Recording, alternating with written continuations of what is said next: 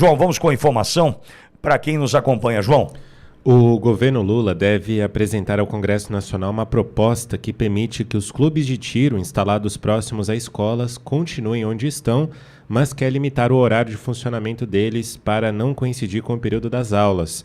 De acordo com fontes que participam da discussão, ouvidos pelo G1, o texto prevê que durante a semana esses clubes de tiro funcionem apenas no período noturno, entre 6 e 10 horas da noite. Aos finais de semana, ficariam liberados para funcionar no horário que desejarem. O decreto sobre armas, publicado pelo governo Lula em julho do ano passado e que impôs novas restrições à compra e ao uso de armamentos no país, proíbe clubes de tiro a menos de 1 quilômetro de escolas. Aqueles já instalados em distância menor que a estabelecida deveriam se mudar. Neste ano, porém, parlamentares da oposição se organizaram para derrubar trechos do decreto. No fim de maio, a Câmara aprovou um projeto que, entre outras medidas, libera os clubes de tiro próximos a escolas. Desde então, o texto estava sob análise no Senado Federal. Na semana passada, diante de uma iminente derrota na votação, o governo decidiu negociar com os senadores e afirmou que encaminharia uma nova proposta com mudanças no decreto. Na última terça-feira, aconteceu uma reunião no Palácio do Planalto para discutir a proposta. Entre os presentes estavam o presidente Lula e o ministro da Justiça e Segurança Pública, Ricardo Lewandowski. Segundo fontes, partes do governo é contra liberar totalmente o funcionamento dos clubes de tiro próximos a escolas. Por isso, chegou-se a proposta de limitar a abertura deles ao período noturno durante a semana. Essas fontes, entretanto, avaliam que essa resistência deve fazer com que o governo seja derrotado no Senado e que o Congresso aprove, então, uma proposta que faça profundas mudanças no texto original do decreto de armas. Ainda de acordo com essas fontes, se isso acontecer, o governo deve buscar a justiça para restabelecer os trechos do decreto que forem alterados pelo Congresso Nacional, Pitório. Bom, o nome disso é hipocrisia, beleza? Vamos direto ao ponto, o nome disso é hipocrisia. O que eles estão dizendo aí é que somos hipócritas. Somos hipócritas. Por quê? Porque nada contra, hein? Nada contra. Mas vamos lá. O boteco que vende a cachaçinha, que vende a cervejinha, pode ir perto da escola, né? Pode. O traficante que está agora na esquina, vou te contar uma história rápida. Aqui em Bauru tem uma escola estadual, assim, que eu tenho no meu coração. Porque essa escola estadual está num dos bairros mais distantes do centro da cidade, de Bauru. E ali, por anos consecutivos, vários anos, eu fui, numa semana de profissões, falar sobre a profissão de jornalista, de radialista, para aqueles estudantes do ensino médio que estavam prestes a decidir o seu futuro. E eu frequentei aquela escola, repito, por anos a fio, né, levando essa minha palestra, né, falando sobre o meu trabalho. E eu tinha e tenho enorme carinho por aquela escola, porque mesmo tão distante do centro, é uma escola estadual que é tão bem cuidada, estou dizendo da estrutura física, o carinho dos professores com os alunos, a ponto do resultado em vestibular, né, acontecer em universidades públicas. Então, o meu respeito àquela escola. E num determinado momento, a diretora daquela unidade, por isso estou guardando o nome, estou guardando o bairro, mas enfim, aqui em Bauru as pessoas podem concluir. Essa diretora teve que sair da escola num determinado momento e ir para as esquinas próximas da escola e pedir para que os traficantes se posicionassem um pouco mais longe da escola.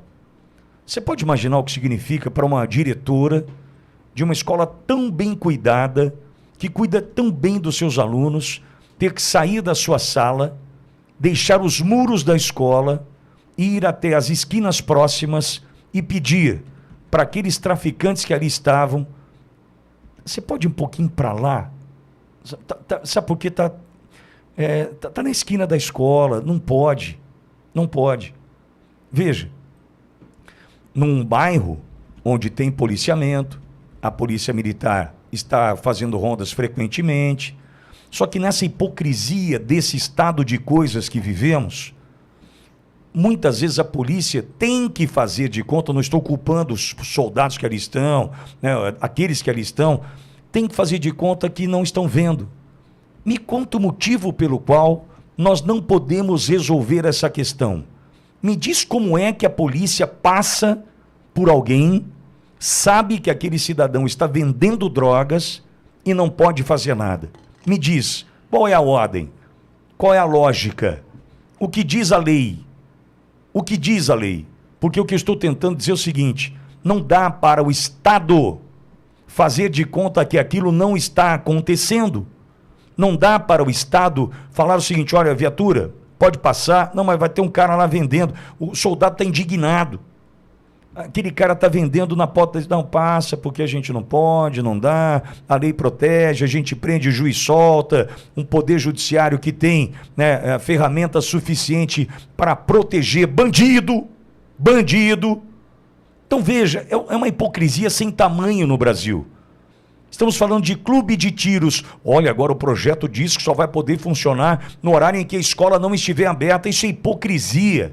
Porque o cidadão que vai para um clube de tiro, um cidadão que vai praticar o tiro esportivo, primeiro, ele passa por um processo extremamente rigoroso, criterioso, para poder obter a autorização e então ser um CAC, um colecionador, atirador, caçador, nunca sei a ordem do CES, né? Mas é colecionador, atirador e caçador, um CAC.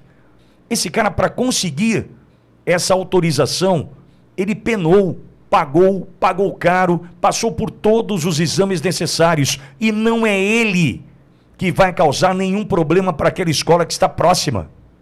O problema é o traficante que está ali. O problema é dentro das escolas, muitas delas que optaram por não conter o avanço da droga dentro do muro da escola e começam então brigas entre rivais. Então, veja, tem tanta coisa para a gente combater, em especial essa hipocrisia desse Estado que se faz cego diante daquele que está ali na esquina agora vendendo, a polícia passa e nada faz.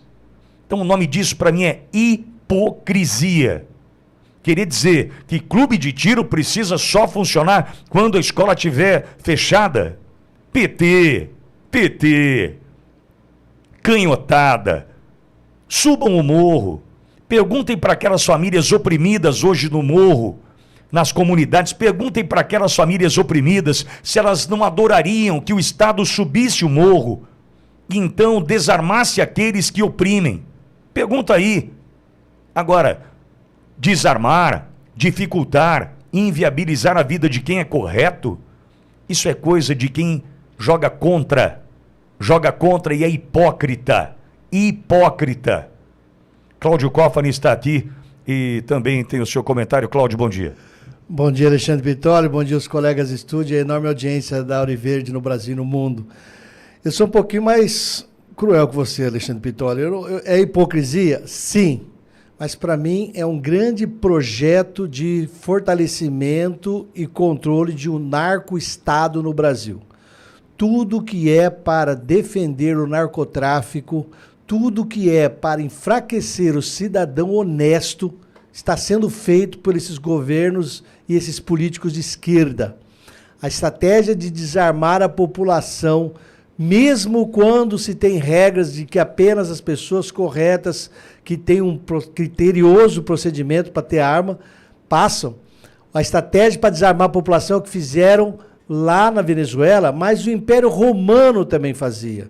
Todos vocês que têm alguma vontade de conhecer ou verem algumas coisas sobre o cristianismo, lá na época de Cristo mesmo, o Império Romano não deixava judeus ter armas.